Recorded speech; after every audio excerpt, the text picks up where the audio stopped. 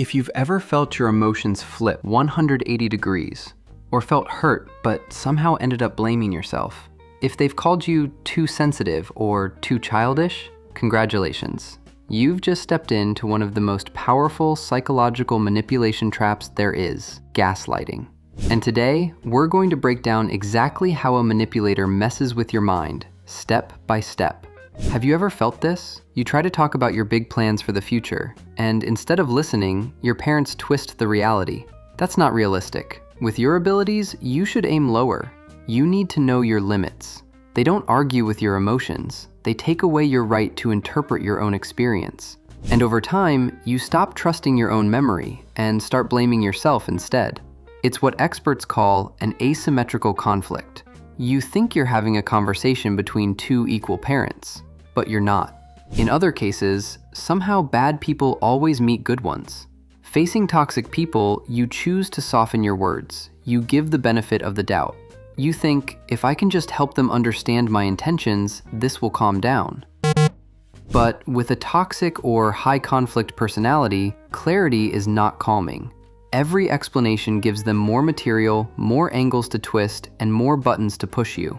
This is why handling toxic people is not about saying the right thing. It's more. The first hack is the gray rock method. Toxic personalities run on something psychologists call supply. And their supply is your reaction, your anger, your tears, and even your silence. They high when they see you in pain. Once you become weak and compromised, they think, this works, I still have control. The gray rock method was designed to interrupt that toxicity. Scientists advise you to become emotionally uninteresting.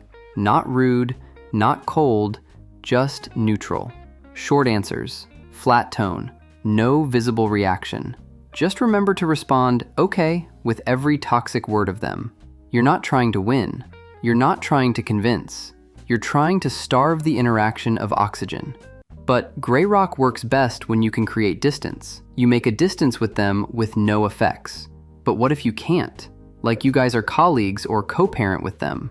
In those cases, going completely cold can backfire. That's why we need another tip called yellow rock. The rule is simple. You respond to logistics, not emotion.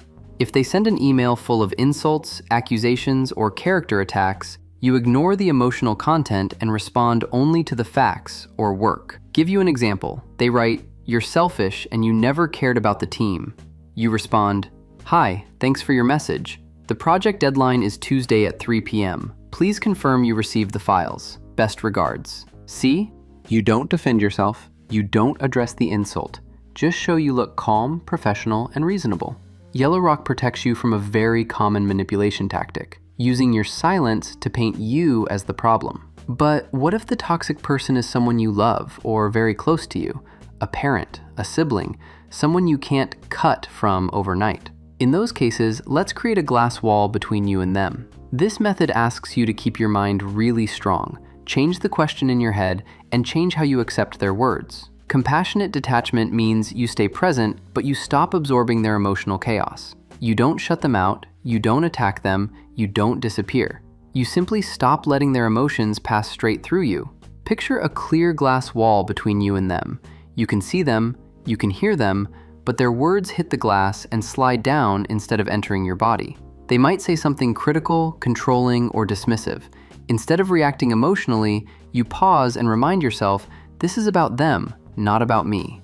Instead of asking, why are they doing this to me? Ask, what must it feel like to live inside a mind that needs this much control? This doesn't excuse their behavior. It simply changes how your brain processes it. When you ask, why me? Your nervous system feels attacked. When you ask, what is happening inside them? Your brain moves into observation mode, and observation creates distance. Imagine a parent says, you're so ungrateful. After everything I've done, this is how you treat me. Without detachment, you will feel hurt. That's why this tip appeared.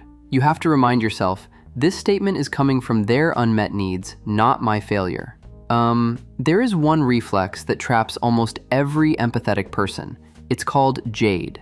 J is for justify, A is for argue, D is for defend, E is for explain. When someone misreads you, your instinct is to clarify, but with a toxic person, your explanations are a weapon to attack you. When you say, "I didn't mean to hurt you, I was just exhausted," you've given them two new targets. They fight you back. "I just give good to you, but you hurt me even when you're exhausted is not my fault. I just want to help but act so mean." Yeah, it turns out to be your fault. So we installed a firewall. From today on, you never justify, argue, defend, or explain. That's why we encourage you to use BIF, a method developed by Bill Eddy. BIF stands for brief, informative, friendly, firm. If they text, "I can't believe you did that, you're disgusting," a BIF response looks like this. "Hi, I'm not discussing this over text. If you have a meeting plan question, let me know. Thanks." No emotion, no defense, no hooks. The toxic ones don't have any reason to fight you back. They realize that if they attack you once again, they're so ridiculous. The most dangerous weapon toxic people use is gaslighting. They rewrite history until you doubt your own memory. That's why you need an external anchor. After interactions, take 1 minute and write a factual log. Not feelings, just facts. Date, time, exact words. So when they say, "I never said that," you don't argue.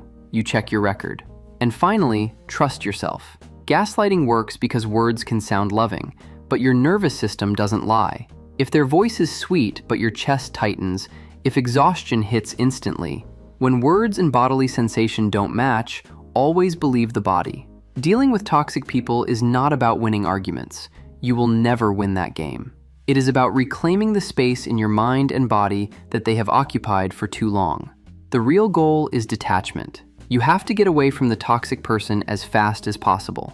Paw signing out. Stay sharp, stay weird.